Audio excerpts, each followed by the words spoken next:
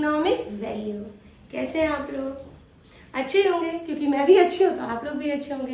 बेटा आज जो मैं टॉपिक आपको बताने जा रही हूँ वो टॉपिक एक तरीके से देखा जाए तो कॉमर्स के स्टूडेंट के लिए, स्पेशली इकोनॉमिक्स के स्टूडेंट के लिए बहुत ही इंपॉर्टेंट है कि you should know what is the difference between the citizenship और रेजिडेंशियलशिप। यू शुड नो बेटा, आपको पता होना चाहिए कि क्या डिफरेंस होता है सिटीजनशिप में और रेजिडेंशियलशिप में, आपको पता होना चाहिए। ठीक है बेटा, तो इस समय हम जो टॉपिक स्टार्ट करने वाले हैं वो है citizenship and residentship are two different terms.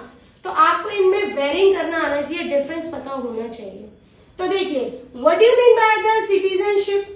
देखो, when a person is born in India he acquire automatically citizenship of India. कोई भी बंदा अगर इंडिया में जन्म लेता है, पैदा होता है, तो उसको ऑटोमेटिकली अपने आप ही मिल जाती है सिटीजनशिप, अपने आप ही मिल जाती है। वो कहते हैं ना कि बच्चा पैदा होता है, बेटा पैदा होता है, तो वैसे ही वो उस प्रॉपर्टी का मालिक बन जाता है अपने पापा की।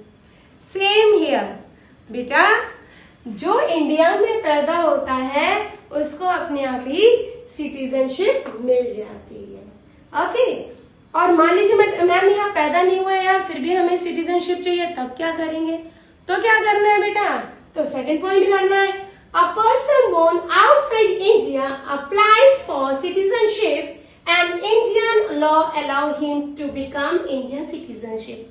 अगर कोई आउटसाइडर ऑफ इंडिया है और वो इंडिया की सिटीजनशिप चाहता है, तो हमारे यहाँ का जो लॉ है, हमारा यहाँ जो कानून है, वो उसको कुछ फॉर्मेलिटी बताएगा और उस फॉर्मेलिटी के बाद उसे अलाउ कर देगा सिटीजनशिप। ठीक है, तो सिटीजनशिप हम कैसे पहचानेंगे? सिटीजनशिप हम ऐसे मानेंगे, या हम किसी को समझाएंगे या हम खुद समझेंगे, तो ऐसे समझेंगे वो पर्सन किसी भी कंट्री में अगर पैदा हुआ है तो वो बाय बर्थ ही वहां का सिटीजनशिप ले लेता है, वहां का सिटीजन बन जाता है। इंडिया का है तो इंडिया का बन जाएगा, अगर पाकिस्तान में पैदा हुआ है तो पाकिस्तान का बन जाएगा, चाइना में पैदा हुआ है तो चाइना का बन जाएगा ऑटोमेटिकली। ठीक है, और कोई फॉरेनर है या कोई इंडिया से बाहर पैदा हुआ है और उसे इंडिया की सिटीजनशिप चाहिए, तो वो पहले हमारे लॉ एंड ऑर्डर से परमिशन लेगा, कुछ फॉर्मेलिटीज उसको फुलफिल करनी पड़ेगी लॉ के अकॉर्डिंग, और फिर हमारा लॉ उसे अलाउ कर देगा हमारी सिटीजनशिप। ठीक है, तो मेरे ख्याल से ये दोनों पॉइंट आपके क्लियर हो गए होंगे। अब यहाँ बात आती है दूसरी की, रेजिडेंशिप यानी रेसिडेंट। तो ये कैसे मिलती है मैडम? तो बेटा मेनली ये जो कॉन्सेप्ट है ना, वो इकोनॉमिकल एक्टिविटी पे बेस है। अब इकोनॉमिकल एक्टिविटी की अगर हम बात करते हैं तो बेटा मेनली हमारी इकोनॉमिकल एक्टिविटी होती है तीन। The first one is consumption, production and distribution. ठीक है, अगर ये तीनों चीजें हो रही हैं हमारी इंडिया में, ठीक है, तो इसको बोलते हैं इकोनॉमिकल एक्टिविटी। तो ये किस पे बेस है? इकोनॉमिकल एक्टिविटी पे बेस है। कौन परफॉर्म करेगा? By a person. भाई सामान थोड़ी परफॉर्म करेगा इस एक्टिविटी को, पर्सन करेगा। अब देखिए बेटा, कोई भी बंदा या कोई भी आदमी, कोई भी पर्सन मोर देन 1 ईयर से, समझ रहे ना, मोर देन 1 ईयर किसी कंट्री में रहता है और वहीं उसकी इकोनॉमिकल एक्टिविटी काम कर रही है, इंटरेस्ट हो रहा है उसका यहाँ पर इंडिया में या उस कंट्री में, तो वो उस कंट्री का रेसिडेंट बन जाता है। कोई भी बंदा, देखो पहली कंडीशन ऐसे मानो, कोई भी बंदा 1 साल से ज्यादा रह रहा है यहाँ पे या किसी भी पर्टिकुलर कंट्री में, हम यहाँ इंडिया की बात करेंगे, हमारी इंडिया में वो 1 साल से ज्यादा रहे और उसकी जो इकोनॉमिकल एक्टिविटी है, जो इंटरेस्ट ऑफ इकोनॉमिकल एक्टिविटी है, वो हमारे देश में हो, या इकोनॉमिकल इंटरेस्ट जो होता है वो लाए करे इंडिया में ही। ठीक है, तो इसका मतलब है वो हमारे यहाँ का रेसिडेंट बन गया।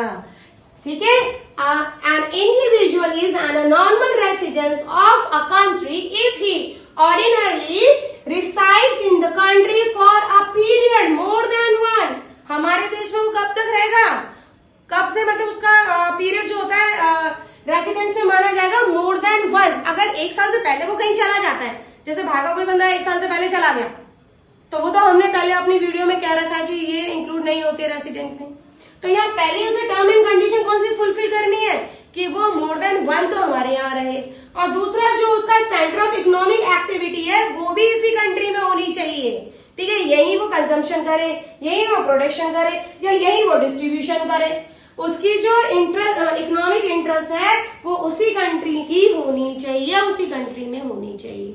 तो वो होता है रेसिडेंट। अब मेरे को ऐसा लगता है कि बेटा आप दोनों चीज को समझ गए होंगे कि what do you mean by the citizenship and what do you mean by the residentship. तो सिटीजनशिप का मतलब जानते हो बेटा? फिर मैं एक बार बताऊं, बाय बर्थ आप किसी कंट्री में पैदा हुए तो आपको मिल गया ऑटोमेटिकली कि आप उस देश के सिटीजन हैं, है ना। घर में अगर बेटा पैदा हो जाता है तो वो पैदा होते ही अपने पापा की प्रॉपर्टी का मालिक हो जाता है। तो ऐसे ही अगर हमारे देश में कोई पैदा हुआ है तो वो इस देश का सिटीजन हो गया। दूसरा, कोई बाहर का बंदा यहाँ का सिटीजनशिप लेना चाहता है तो उसे हमारी क्या करनी पड़ेगी, इंडियन लॉ जो होगा उसकी कुछ फॉर्मेलिटीज या उससे परमिशन लेनी पड़ेगी, वो कुछ फॉर्मेलिटी देगा, उसको कंप्लीट करने के बाद लॉ उसे अलाउ कर देगा हमारी सिटीजनशिप। ठीक है बेटा। नेक्स्ट जो है रेसिडेंटशिप का मतलब क्या हुआ कि भैया या वो रेसिडेंटशिप का मतलब ये हुआ कि हमारे देश में मोर देन 1 ईयर वो रहे और यही उसका इकोनॉमिक इंटरेस्ट भी हो, तभी वो हमारे यहाँ का नॉर्मल रेसिडेंट कहलाएगा। देखो दोनों कॉन्सेप्ट अलग हो गए बेटा, ये छोटी मोटी चीजें हैं जो नेशनल इनकम की यूनिट में क्लियर होनी चाहिए। ओके, आई होप सो आपको समझ में आया होगा। कोई भी कंफ्यूजन हो बेटा कमेंट करिए, कोई भी डाउट हो आप मुझसे पूछिए, ठीक है। और in the last, like share and subscribe my channel for these videos.